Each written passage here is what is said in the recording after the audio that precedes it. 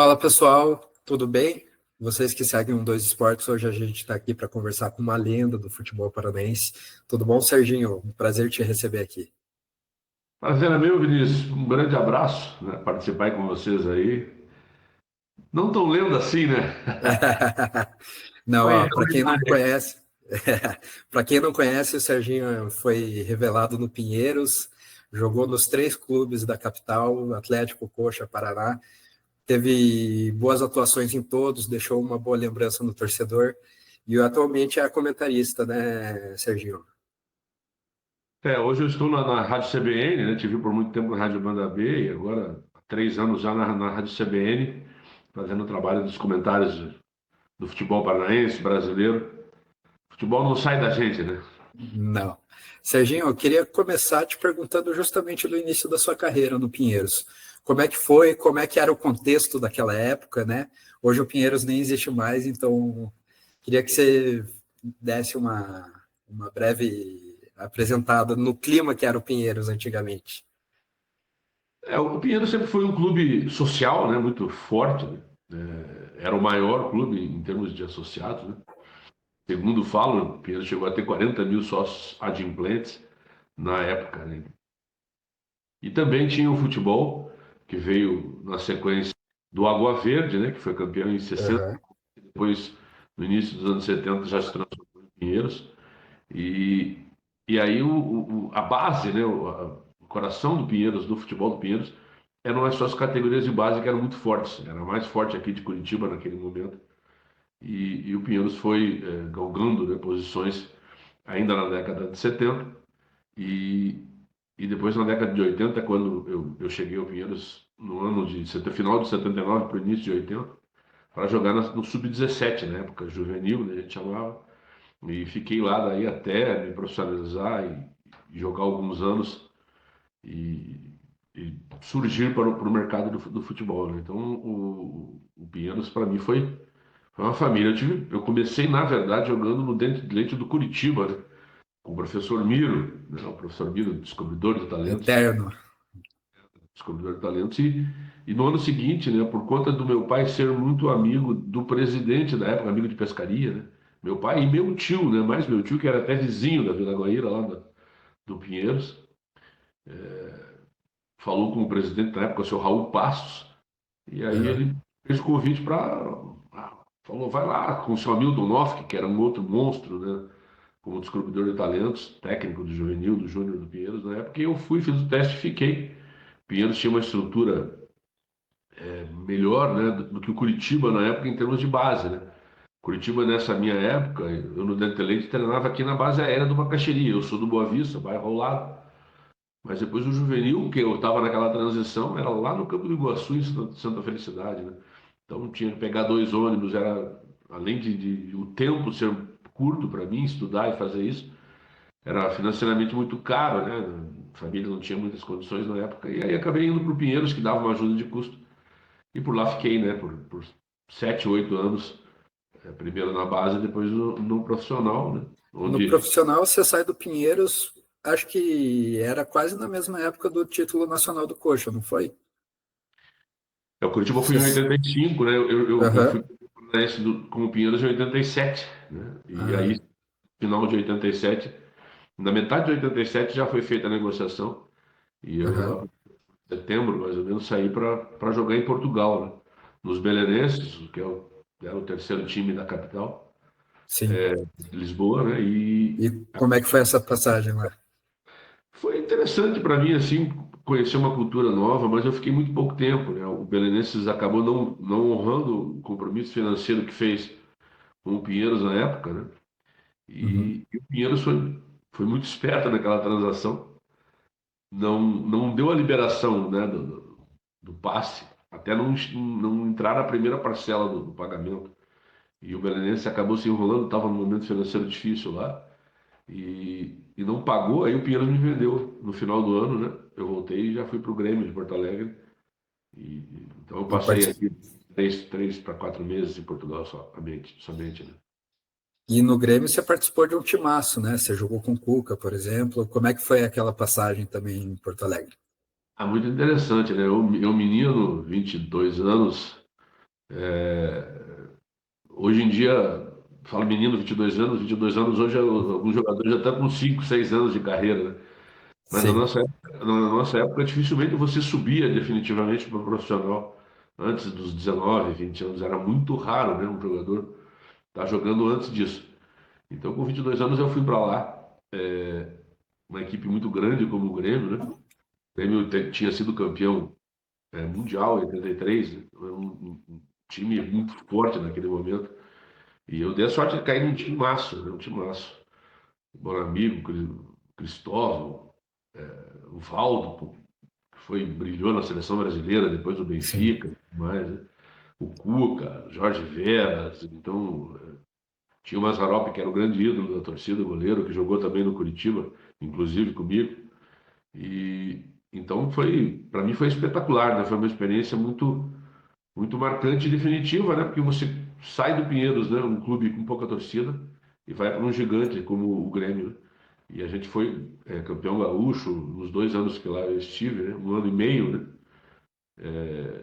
E fomos semifinalistas do Campeonato Brasileiro. Então foi muito marcante para mim conhecer uma nova realidade, né, do futebol, que é jogar num clube imenso como era o Grêmio na época, e é ainda hoje, né? Sim, e você também teve uma passagem pelo Fluminense, né? Como é que foi essa mudança também? Você foi de Curitiba, Porto Alegre, Rio de Janeiro? Depois do Grêmio eu voltei para cá, né? Daí eu voltei Sim, sim.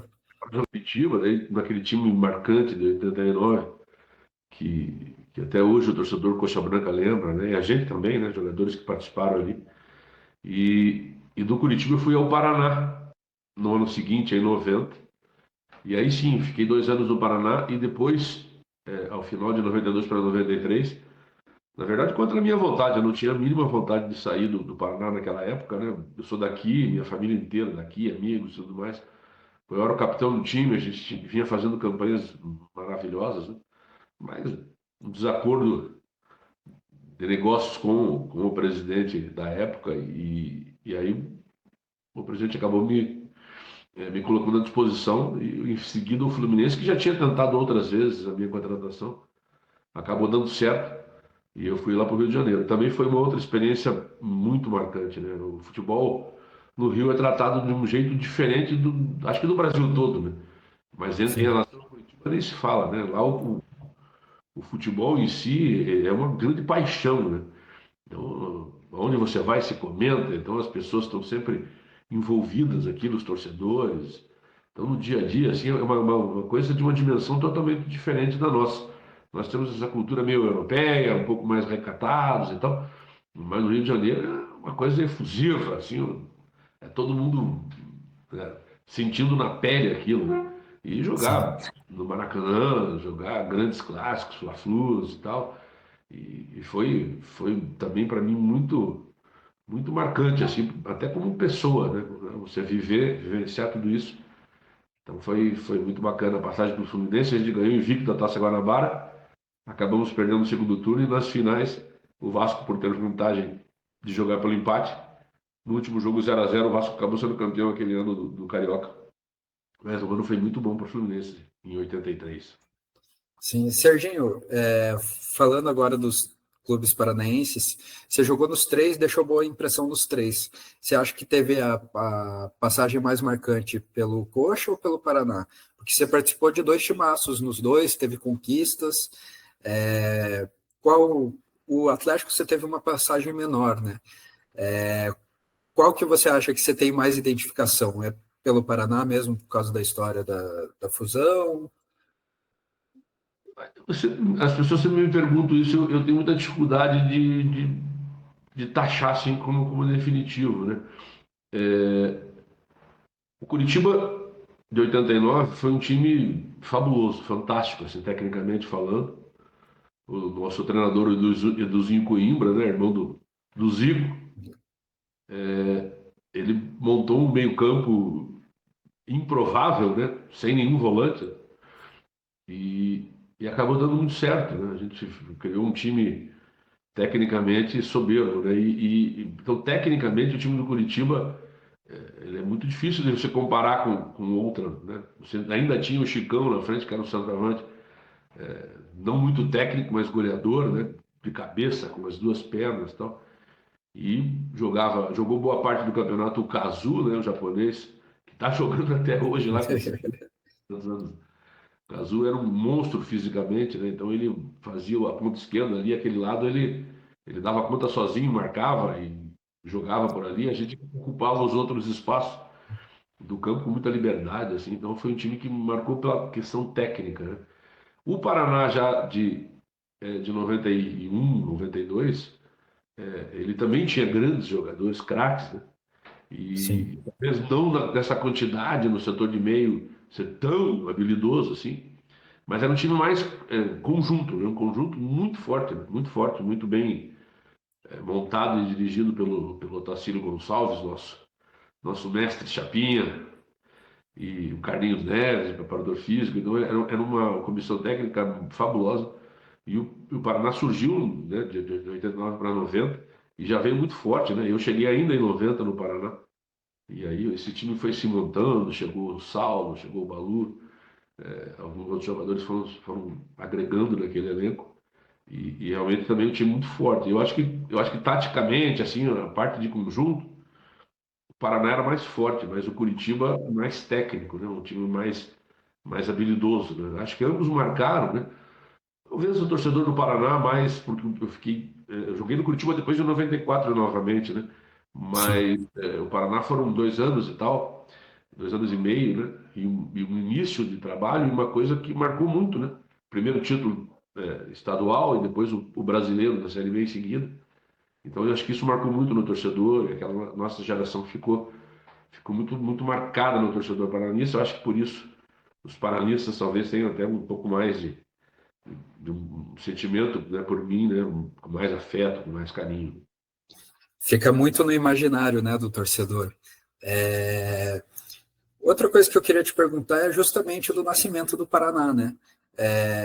Como é que foi viver aquela época? Pô, aqui, a gente sabe que na década de 90 também, o presidente do Atlético, Mário Celso Petralha, tinha uma ideia de fazer outra fusão no futebol paranaense. Como é que você enxerga isso? Hoje a gente vive uma época das SAFs também, né? Queria que você comentasse o contexto daquela época. Bom, eu tinha recém, né, saído do Pinheiros, né? Eu joguei no Pinheiros de 80 a 87, então eu sabia muito bem como era o Pinheiros, né? Um clube extremamente organizado, né, cumpridor de todos os seus compromissos, né, financeiros e tal. Não era um clube de grandes contratações, e sim de revelar jogadores e montar grupos competitivos, né? E por isso, na década de 80, o Pinheiros de 84, eu acabei ficando até algumas partidas no banco lá, foi campeão em 84, em 85, 86 vice, 87 foi campeão e 88 veio vice novamente. Então foi um domínio do Pinheiros naquele momento, né? O Colorado, né, a parte vermelha do Paraná Clube, já era um clube de uma torcida muito grande, muito forte, que vinha oriunda do Ferroviário, principalmente, que era um clube que rivalizava com o Curitiba na década de 60 e até para trás, né? O Atletiba foi surgindo com o tempo, né? Mas o grande adversário do Curitiba na época era o Ferroviário, né?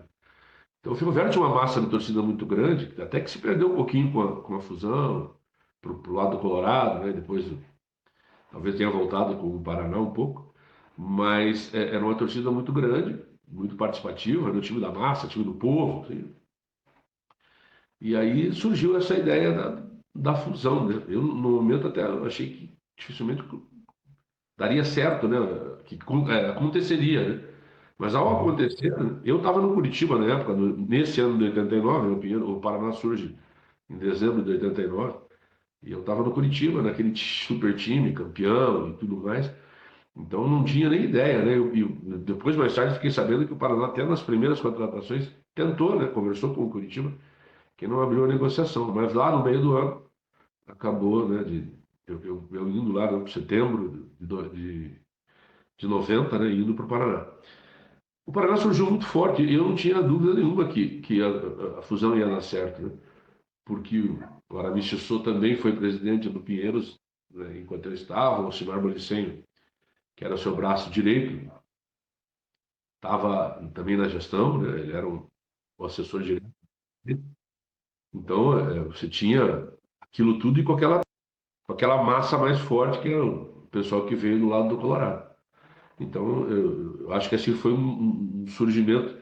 Gerou muitas dúvidas e tal, mas o primeiro título, por isso que eu acho até que é o mais importante da história do clube, que foi o único campeonato de pontos corridos até hoje, né? Coincidentemente, naquele ano, a gente ganhou o campeonato e aí sim, foi acho que a grande afirmação, já que o Colorado surgiu, lá, será 4, 5 vezes vice-campeão, né? Ganhou um dividido, né? E ficou uma coisa meio assim, sem gosto, né? Sem graça.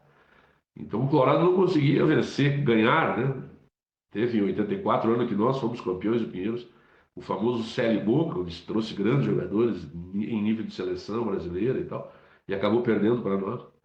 Então o Colorado não se afirmou, talvez por conta da falta de títulos.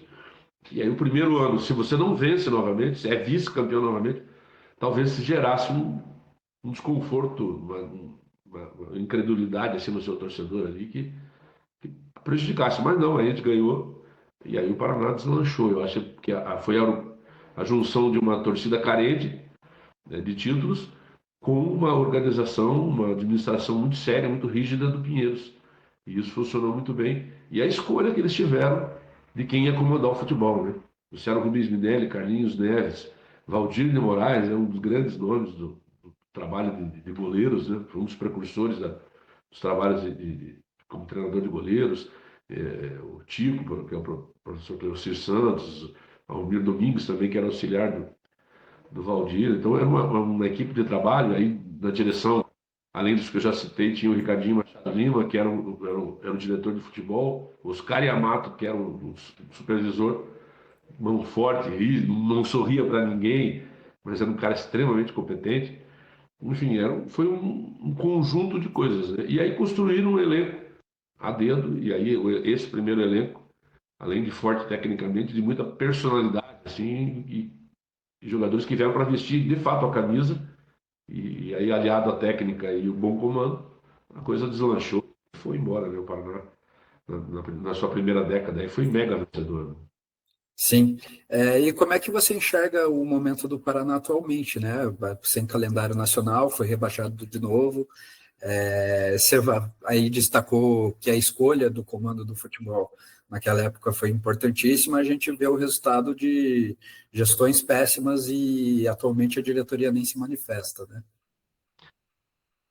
O mundo é muito crítico, né? Para a gente dá uma tristeza muito grande, né? Que você participou de um período, né, da história, da construção dessa história, né, como eu já falei antes, e aí você vê isso desmoronando de uma maneira quase que irreversível, né? Então, o que aconteceu no 2023, naquele ressurgimento, aquela coisa tão bonita que o torcedor participou tanto, né? E, e aí o baque do rebaixamento já no primeiro ano de retorno foi muito sentido. Eu temo que o Paraná não tenha forças, porque ele tirou forças primeiro do seu torcedor para poder retornar. E eu temo que o torcedor já não tenha essa força para dar, né? Acho que agora quem vai ter que fazer isso vão ser né, os atletas, a comissão técnica, o clube dentro de campo, para poder aí depois contar com o seu torcedor, né? E não é uma tarefa fácil, né? Quem cai para a segunda divisão parece que vai voltar assim com um estalar de dedos, e isso não é a verdade. O Paraná já passou por isso e ficou um ano lá. Então, além de voltar para a primeira divisão do Paranaense, é você fazer um ano competente, voltar às séries, né, nacionais, para ir galgando ano a ano, né? Então isso tem que ser um planejamento aí de 10 anos, né? Se acontecer antes, ok, mas não adianta você pensar que o ano que vem você vai jogar o Paranaense, você vai subir, no outro ano você vai chegar na Série D, e daí no outro você vai estar na C, bem na A, então em 4, 5 anos você está lá. Não é assim que funciona, né? Então, o Paraná passa por uma dificuldade muito grande, né? A realidade do Paraná quando nasceu era de um clube extremamente sólido financeiramente, né, com um patrimônio invejável. Então, Sim. portanto, tinha crédito no mercado, né, uma massa de torcedores participativa. Essa massa ainda continua, talvez em menor número, mas ainda continua, mas meio reticente, assim. Então, hoje a realidade é outra, né? Então, você tem que começar sem todo o alicerce que tinha, especialmente no Pinheiros, em termos financeiros, né? Então, é uma tarefa difícil, mas não é impossível. Eu acho que requer trabalho, seriedade, transparência, né? E isso que precisa acontecer. As pessoas que estão lá, algumas delas eu conheço, e acredito que são totalmente envolvidos com o clube, né? Infelizmente, Sim, o projeto esportivo desse ano não deu certo. Então, vai ter que remar tudo de novo, o que conseguiu em 2023. sim. Serginho, eu vou aproveitar essa leva aí. Você falou de alguns parceiros que você teve na vida da bola. Queria que você falasse também de um personagem muito importante na história do futebol paranaense, que é o Caio Júnior. Como é que foi sua relação? Como foi seu primeiro contato com ele? Cara, o Caio, velho, assim, uma coisa divina, assim, é coisa de Deus que acontece essas coisas assim, né? Eu não sei se existe ou não existe, mas se existe, certamente nós tivemos alguma passagem em outras vidas aí, porque a gente se conhecia assim, de jogar pelada, eu era treinador da base do Curitiba, ele é treinador da base do Paraná, e a gente se encontrava, jogamos várias vezes contra e tal. E sempre tivemos um relacionamento muito legal. O cara era uma pessoa muito doce, assim, um cara que encantava todo mundo, assim, né? Com o seu jeito de ser, né? Então, muito educado, muito correto. E um belo dia, o Caio me liga me convidando para ir para Cianorte com ele, né? Pô, primeiro vamos jogar uma pelada lá. E eu vou acertar, o Cianorte subiu e tal, e tal. Pô, eu conheci o Cianorte de menino, lá atrás, 72, 3 ali. Quando estava começando a ver futebol, o Cianorte jogava, né, no Campeonato Paranaense. Sim, E, e aí o ponto de união disso é o Ademir Alcântara, né? O Ademir é de lá, é cianortense. E até foi o Ademir que indicou o Caio lá para a direção, que tinha recém subido, né, em 2003, subiu para a primeira divisão. Daí nós fomos lá jogar essa pelada para acertar o contrato. Chegamos lá, a diretoria falou: cara, mas não existe o cargo de auxiliar técnico no nosso planejamento aqui. Então, né, daí o Caio: não, mas se não tiver auxiliar técnico, eu não trabalho, porque sozinho eu não vou dar conta e tal, e tal. E aí acabou que um diretor falou: olha, eu não tenho supervisor ainda. Se você fizer as duas funções, ok, né? Pô, vamos lá, te ajudo e tal.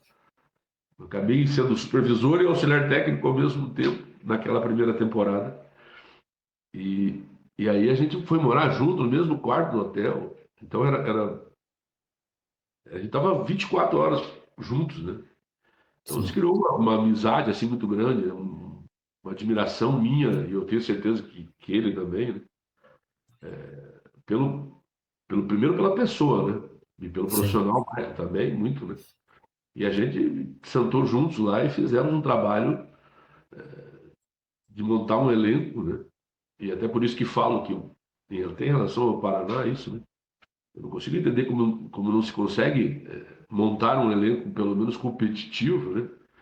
Nós tínhamos, naquela época, o orçamento era R$ 60.000 por mês a folha, sendo que 20 mil era da comissão técnica. Então tinha R$ 40.000 para salários de jogadores. Aí o presidente da época aqui, hoje é o prefeito, lá o Marcão Franzato, falou: se você quiser contratar um jogador de 40 mil, fica à vontade. Eles pegam o Júnior e põe o cara para jogar com o elenco do Júnior. Então, 40 mil fora os meninos dos juniores, né?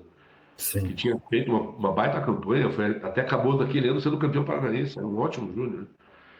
E, e aí nós fizemos a montagem do elenco, ligamos para mais de 500 jogadores, conseguimos montar, e aí acabamos como semifinalistas, né? Querendo o Curitiba foi campeão. O Curitiba tinha na época Aristizábal, Tuta, Adriano, era um super time, né? E nós fizemos as duas semifinais com o Curitiba, foi 1-0 para o Curitiba lá em Cianorte e também 1-0 no Couto Pereira.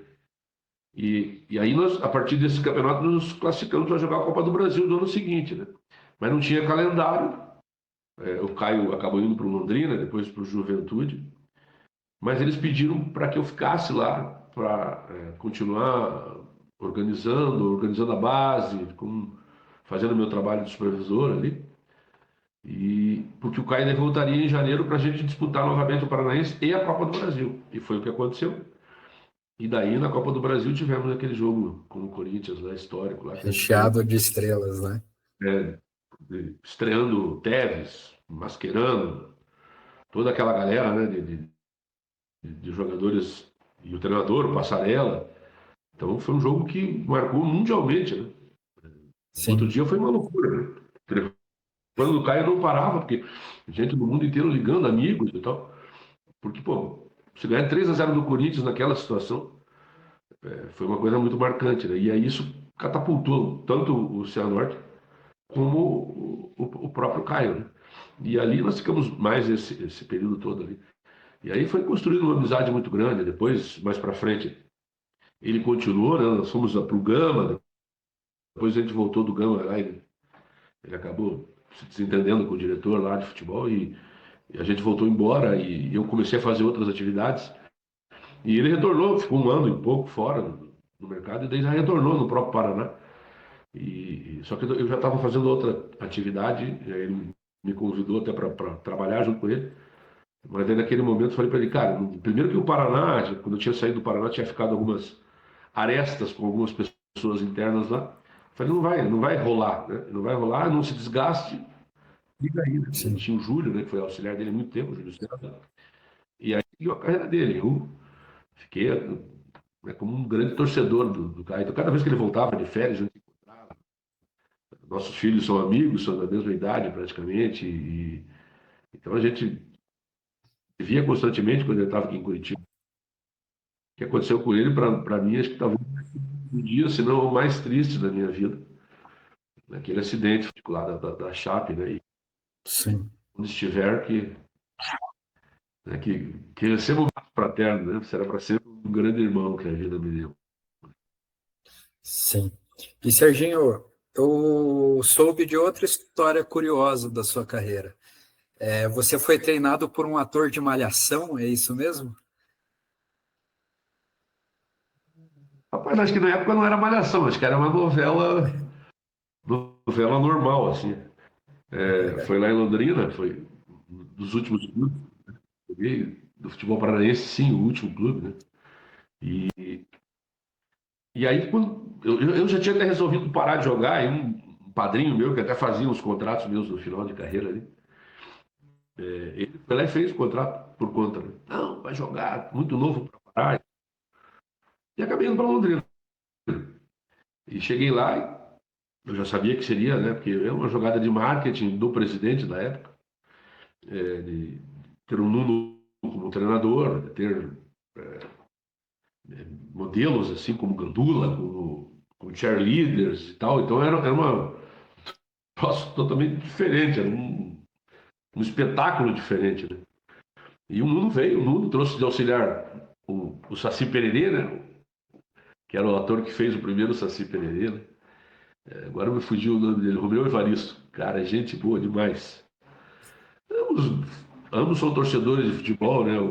Um grande interessado, santista, tal. Então, santista de clube e santista de nascimento. Ele é de Santos, né? Até dias atrás falei com ele. Sim, Ele, ele dirigia a equipe de uma maneira meio, né? Na verdade, assim, nós jogadores mais experientes, eu, Márcio Alcântara, né, que foi zagueiro do Palmeiras, tudo mais. O Gilmar, que era goleiro do Atlético, foi junto comigo para lá. O Marquinhos Ferreira, com quem eu dividia minha cancha no Paraná, também foi para lá. E aí a gente tinha um núcleo assim que para jogar dentro do campo a gente meio que se definia nós ali, né? Ele escalava o time e tal e a gente fazia, né? Ele trouxe um rapaz que ele já tinha trabalhado lá no, eu não me lembro se é 13 ou é Botafogo da Paraíba, era lá na Paraíba, um dos times da Paraíba. E ele conheceu um jogador na época e trouxe esse cara como um auxiliar. E esse cara que dava os treinos, na verdade, assim, então eram os treinos até um pouco mais antiquados do que a gente estava acostumado, mas era um treinamento de futebol, né? E aí foi muito interessante, né? Um personagem mesmo, né? Ele é muito bacana, muito simples e, e nos dirigiu assim, do jeito que ele pôde, né? Então, quando jogava a quarta, ele chegava na quarta. ou senão ele passava segunda, terça e quarta lá, vinha quinta, né? Treinava com ele quinta e sexta para ir jogar no final de semana. Então, quando ia jogar quarta, ele já chegava na cidade, ou em Londrina, ou onde fosse, já chegava direto lá para o dia do jogo. Então a gente vivenciou, né? Enquanto ele era o treinador, a gente foi dos dois turnos, aquele campeonato teve dois turnos e depois um hexagonal. Nos dois turnos era o Nuno, a gente ficou em segundo nos dois turnos. Com o Paraná Clube voando naquela época, o Atlético era um time muito forte. E aí o Nuno saiu, trouxeram o Urubatão, brigou com todo mundo, inclusive comigo, quase saímos na porrada mesmo. E aí o time perdeu todos os jogos do hexagonal. E agora, com o Nuno a gente teve um rendimento bacana, né? O nosso grupo de comando ali deu certo, dirigimos bem a equipe. Serginho, para encerrar o nosso papo, queria te perguntar uma coisa que eu pesquisei e não vi você falando. Qual foi o gol mais bonito que você marcou na sua carreira? Foi o gol do Paraná contra o Grêmio, né? O gol em 92 pela Copa do Brasil. Esse gol marcou muito, né? Então, quando o Paraná estava na primeira divisão, cada vez que ia jogar com o Grêmio, o pessoal lembrava, pô, teve o gol em 92. E foi um gol, além de muito bonito, um gol num jogo marcante, né? É muito engraçado porque as pessoas que estavam vendo aquela partida lembram do gol e falam assim, pô, eu tava vendo o gol com meu pai, tava fazendo um peixe, tava fazendo não sei o quê, tava na praia, tava não sei aonde. Então lembra do gol e lembra do momento, né? Porque foi um jogo estranho, né? Nós tivemos dois jogadores expulsos com 14 minutos do primeiro tempo. Então a gente jogou em 9 contra 11 o jogo todo, né? E o gol saiu aos 30 do segundo tempo. Então 30 e poucos já. Então foi uma partida surreal, né? E aquele gol também foi muito surreal, né? A bola você pega lá atrás, vai indo, levando e tal, louco para me livrar da bola. Mas aí foi acontecendo, até o momento de olhar para o goleiro e tocar por cima e saiu o gol, né? Realmente foi um gol muito bonito mesmo e é um gol que marcou muito a minha carreira. Fiz outros, né? Primeiro gol pelo Paraná Clube foi um gol do Fantástico, na época que existiam gols do Fantástico. Nós na Série C ainda. Fiz pelo Grêmio outro gol do Fantástico. E por coincidência, né, o gol que eu fiz pelo Paraná foi no Caxias. E o gol que eu fiz pelo Grêmio, que foi o gol do Fantástico, foi contra o Caxias também. Então não é que eu fiz poucos gols do Fantástico, é que eu joguei A, poucas vezes contra o Caxias. a vítima preferida. E, Serginho, para acabar, queria te agradecer muito pela participação com a gente aqui. Você é um dos caras que assim tem uma história muito bonita no futebol paranaense e queria que a gente fique honrado com a sua presença aqui. Eu que agradeço. Para mim, é sempre muito agradável a gente estar conversando, né, com vocês sobre futebol, sobre a nossa trajetória, a vida, né, e debatendo coisas, né, colocando ideias no ar, as pessoas te retornam e tal. Isso é muito interessante, né? O futebol não sai da gente, né? Então você está sempre em contato assim, é muito interessante. Pode contar quando precisar, estarei sempre à disposição. Um grande abraço. Valeu, Serginho. Pessoal, todas as novidades do futebol paranaense acompanhando no Dois Esportes. Valeu, até.